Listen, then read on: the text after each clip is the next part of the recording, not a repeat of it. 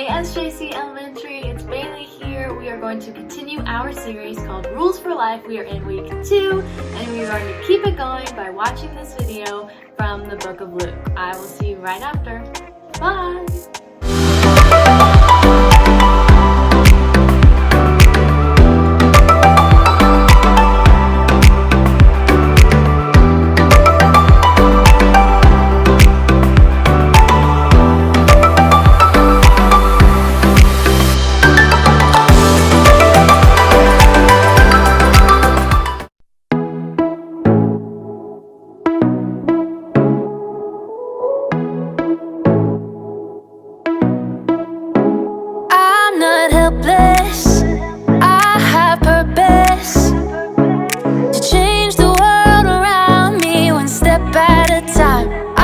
Be the best me that I can be. Not living for the moment, but the future I see. That's why every second of every day I'm making the choice to make a change. Won't give up, won't let you down. I'll go for it and get it done. I'm on it, I got it, still having fun. You can count on me. It's my responsibility, and you know you can count on me. I'm not helpless, I have purpose to change the world around me one step at a time. I wanna be the best me that I can be. Not living for the moment, but the future I see. That's why every second of every day I'm making the choice to make a change. Won't give up, won't let you down. I'll go for it and get it done.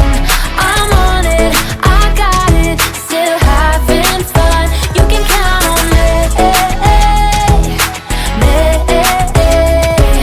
It's my responsibility, and you know you can count on. I'll go for it and get it done. I'm on it, I got it, still having fun. You can count on me. It's my responsibility, and you know you can count on. It's my responsibility, and you know you can count on me.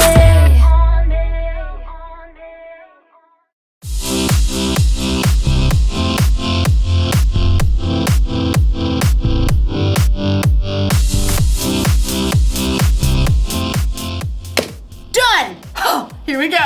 Hi, I'm Erica. You ever play concentration? Or some people call it memory. My friends and I play it all the time. I'm the best at it. The object, if you don't already know the rules, is to find 2 cards that match. Boom!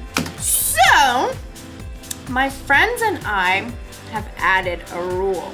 Anytime you make a match, you Get candy! Candy, candy, candy, candy, candy, candy.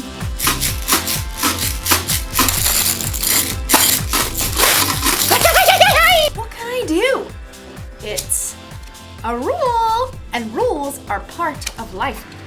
Yes! You've got to talk about rules when you're talking about responsibility.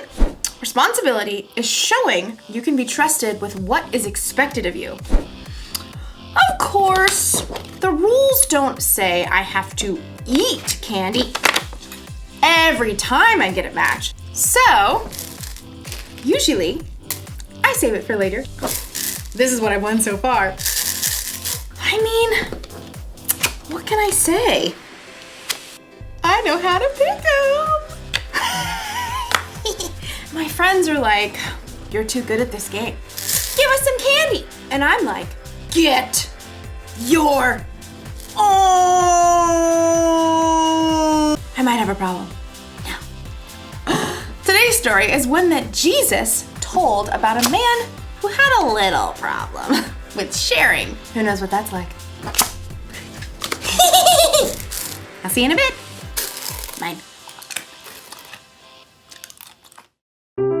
The Bible. It's 66 books of history, stories, letters, and poetry that fit together to form God's one big story. The epic adventure of how He created us and loves us so much that He made a way to rescue us.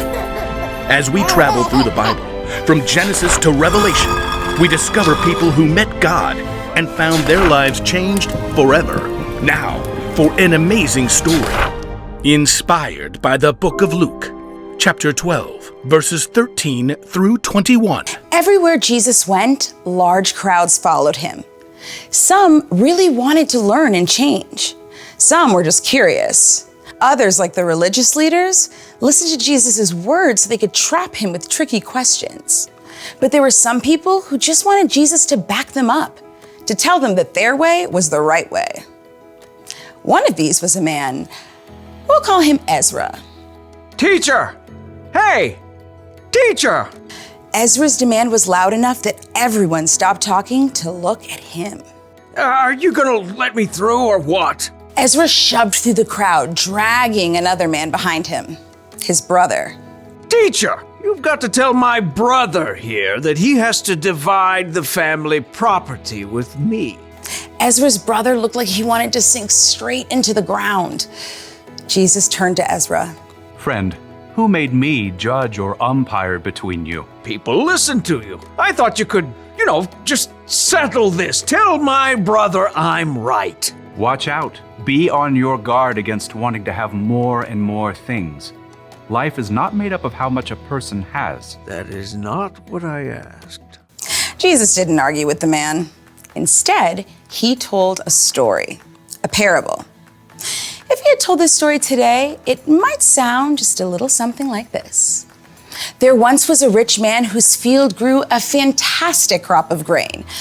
Perhaps it was corn. His manager brought him the good news. Sir, we're set to bring in a bumper harvest of cobs and kernels. Yes! Go me! Oh, well, your employees did an excellent job of preparing the fields. Go me! And there was a lot of sunshine. Go me! And just the right amount of rain. Go me! Yes, go you. Harvest the crop at once! Well, we're working on that. There's just a little problem. Problem? Who messed up? Fire them at once! Oh, no. It's a good problem. You don't have enough barn space to store all your grain. Huh.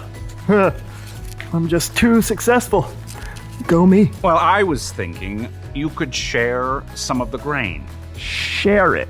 Well, yes. Some extra bushels for your employees, maybe give some of it away, popcorn for all the kids in town, hold a cornbread festival for everyone. But it's all mine. Oh, yes, it is. I know. I'll tear down my barns and build bigger ones. Then I can store up all the extra grain for myself. Oh. See to it. I want those new barns up by the time the corn harvest is in. Yes, sir. The old barns were torn down and brand new, bigger barns were built. Perfection. Is the corn harvest complete? Yes, sir. All finished. Excellent. Have the men store it all in these new barns immediately. But they're so tired. I said immediately. Yes, sir. At last, the rich man's entire corn crop was stored in his shiny new barns. He settled back in a comfy deck chair and surveyed his property as the sun set. Go me! Self, you've done pretty well for yourself. You got grain stored away for a lot of years to come. He popped a gourmet corn chip into his mouth. Self, take it easy. Eat, drink, and live it up.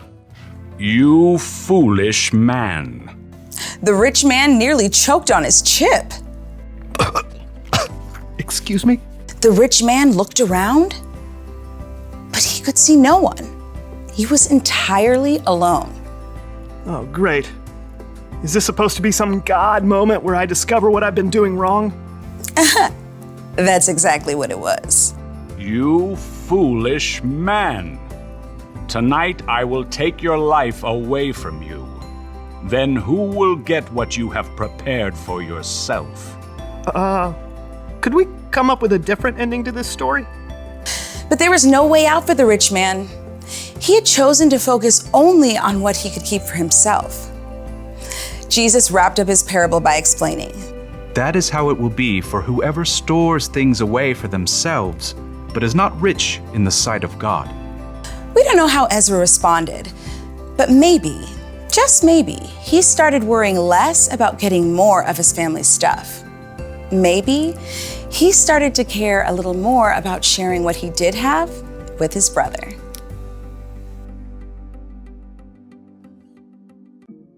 Jesus told the story of a rich man.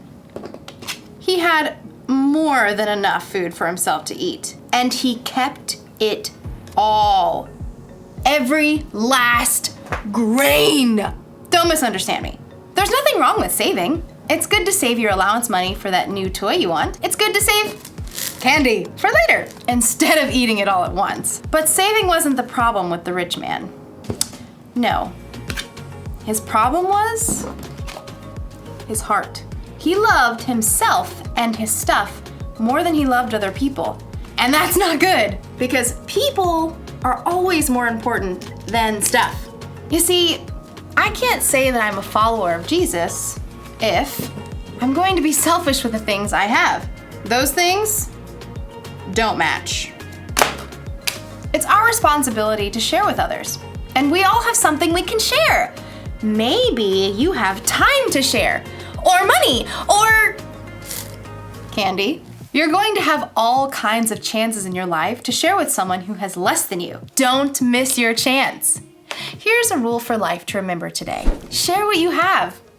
I've got candy to share next time I see my friends. I've got clothes I don't wear anymore that I could donate.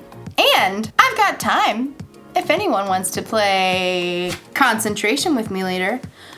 Although I warn you, I'm pretty much the best at it. See you next time. I'll save you some candy.